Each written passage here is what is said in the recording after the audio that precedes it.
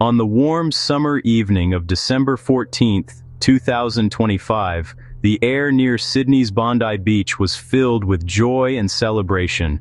It was the first night of Hanukkah, and hundreds of people from the local Jewish community had gathered for the annual Chanukah by the Sea Festival. Families were together, children were playing, and the traditional lighting of the menorah was set to begin, a symbol of light triumphing over darkness. The atmosphere was one of profound peace and communal spirit, a beautiful expression of faith and tradition against the backdrop of the setting sun and the gentle sounds of the ocean. It was a scene that represented the very best of multicultural Australia, a moment of shared happiness. But just as the festivities were reaching their peak around 6:45 in the evening, this scene of peace was irrevocably shattered. From a pedestrian bridge overlooking the gathering, two gunmen opened fire indiscriminately on the crowd below. What had been a space of celebration suddenly became a scene of unimaginable terror and chaos. The loud, sharp reports of gunfire cut through the festive music, and for a terrifying 5 minutes, panic swept through the park. People who had been smiling and laughing moments before were now running for their lives, desperately seeking cover and trying to shield their loved ones from the hailstorm of bullets that rained down upon them without warning. The attack was swift, brutal, and devastatingly effective. It turned a place of worship and community into a landscape of tragedy. When the shooting finally stopped, the true cost of this horrific act became tragically clear. The attack claimed the lives of 16 innocent people and left dozens more with serious injuries, their lives forever altered by the violence they endured. The victims came from all walks of life and spanned generations, a heartbreaking reflection of the diverse community that had gathered to celebrate. Among the dead were children, elders, and community leaders, each one a cherished individual whose loss would leave a gaping hole in the fabric of their families and community. The list of those we lost is a testament to the senselessness of this violence. A 10-year-old girl named Matilda, whose life was just beginning, was killed. So were two respected rabbis, Eli Schlanger and Yaakov Levitan, pillars of their community. Alexander Kleitman, an 87-year-old Holocaust survivor who had already witnessed the depths of human hatred, was also among the victims. The tragedy reached across borders, claiming the lives of French national Dan El-Kayem and Slovak citizen Marika Pogani. The scale of the loss is almost too much to comprehend, a brutal reminder of how quickly hatred can extinguish the brightest of lights. The individuals responsible for this act of terror were quickly identified as a father and son, 50-year-old Sajid Akram and his 24-year-old son, Naveed Akram. During the confrontation with law enforcement, Sajid, who had immigrated to Australia in 1998, was shot and killed by police at the scene. His son, Naveed, who was born in Australia, was critically injured during the exchange and taken into custody at a hospital, where he remains under heavy guard. The revelation that the attackers were a father-son duo added another layer of shock and complexity to the tragedy, leaving a nation to grapple with how such a violent ideology could be passed down within a family. As investigators began to piece together the puzzle of their motivations, a disturbing history came to light. Naveed Akram was not unknown to Australian security agencies. In 2019, he had been investigated by ASIO for his connections to two individuals who were later imprisoned on terrorism-related charges. At the time, he was not deemed an imminent threat. His father, Sajid, was also interviewed but reportedly showed no clear signs of radicalization. This history raises difficult questions about the challenges security agencies face in identifying and stopping so-called lone wolf or small cell attackers before they can act, and whether any warning signs were missed along the way. New South Wales police swiftly declared the shooting a terrorist attack, a classification that was echoed by Prime Minister Anthony Albanese, who described it as a clear act of anti-Semitic terrorism. The evidence supporting this conclusion was overwhelming. The attack was deliberately timed to coincide with the first night of Hanukkah, a major Jewish festival, and specifically targeted a large public Jewish celebration. At the property where the father was staying, police discovered 6 firearms, and at the scene of the attack, 2 rudimentary improvised explosive devices were found and safely disarmed, indicating a plan for even greater destruction. This horrific event did not happen in a vacuum. It came after a significant and alarming rise in anti-Semitic incidents across Australia, which had surged following the renewed conflict in the Middle East in late 2023. Reports indicated that there were over 1,700 such incidents in 2024 alone.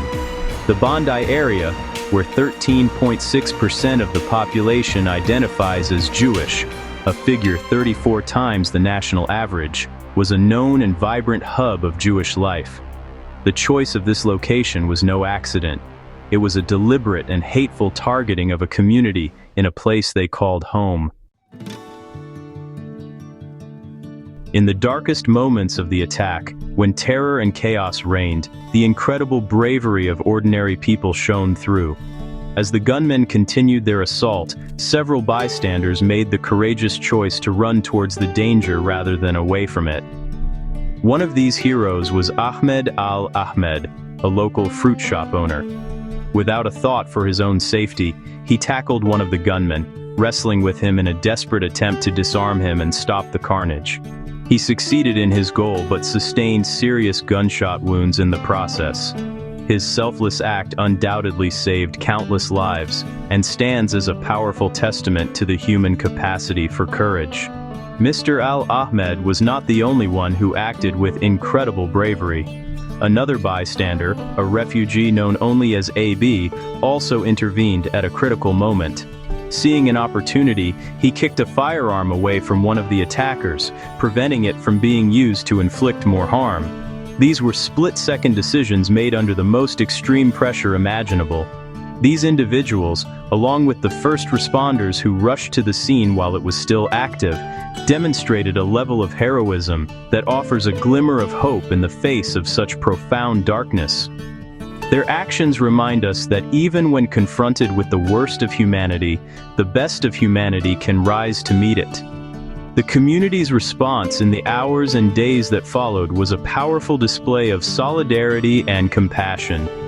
As news of the tragedy spread, Australians responded with an overwhelming outpouring of support for the victims and the entire Jewish community.